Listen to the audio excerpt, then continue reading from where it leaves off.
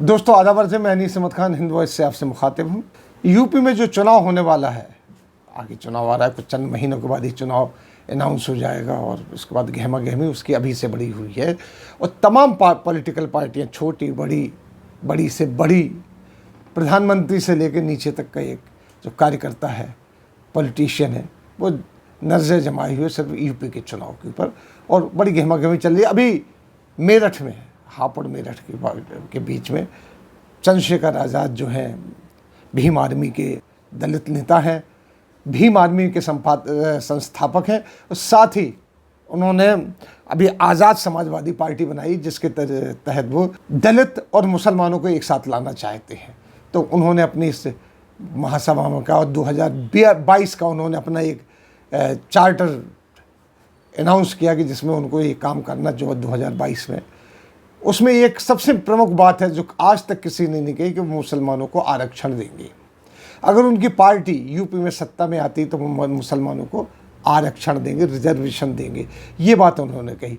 चंद्रशेखर आज़ाद जब से पॉलिटिक्स में आए हैं, उन्होंने राजनीति की, पहले दलितों की राजनीति की। वो चंद्रशेखर रावण लिखा करते थे अपने आप को, लेकिन धीरे धीरे उन्होंने रावण हटा के चंद्रशेखर आज़ाद अपना नाम कर लिया है। पश्चिमी उत्तर प्रदेश के रहने वाले हैं और उनकी दलित युवकों के बीच में अच्छी पकड़ है। इसी के साथ उन्होंने CAA और NRC के जो मूवमेंट चला, उसमें उन्होंने दिल्ली में एक्टिवली पार्टिसिपेशन करके महमूद पराचा के साथ, एक वकील है महमूद पराचा जो मुसलमानों की हक की लड़ाई लड़ते रहते हैं, उनके साथ मिलकर उन्होंने उसमें काफ़ी पार्टिसिपेशन किया। यहाँ तक कि जामा मस्जिद के ऊपर जो एजिटेशन हुआ दिल्ली की, उसमें उन्होंने संबोधित भी किया, उसके खिलाफ वारंट भी निकले, फिर उन्होंने सरेंडर भी किया।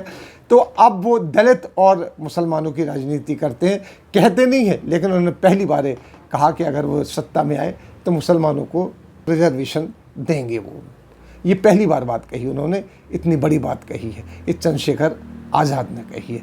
यूथ है, इनके साथ दलित यूथ बहुत जुड़ा हुआ है। मुसलमान तो जुड़ रहा है धीरे धीरे यूथ में, क्योंकि मुसलमानों को कोई प्लेटफॉर्म है नहीं इस वक्त यूथ के लिए, तो वो जुड़ रहे हैं। पश्चिमी उत्तर प्रदेश में उनका ख़ासा वर्चस्व है।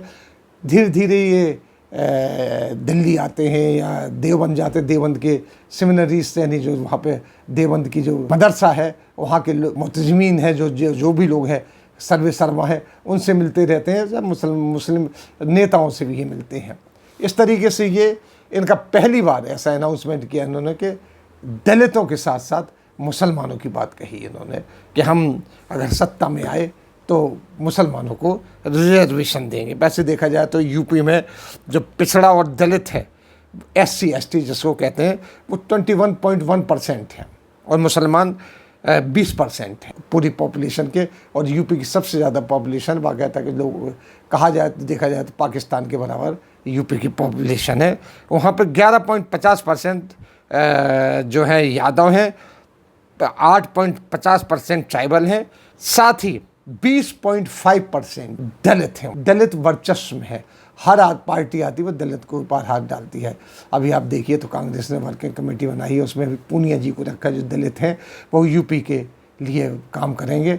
यहाँ तक कि BJP अभी से उन्होंने दलित उत्थान की बात करना शुरू कर दी है और इस तरीके से वो घर घर जाके खाना खाते हैं, दलितों के खाना खाते हैं।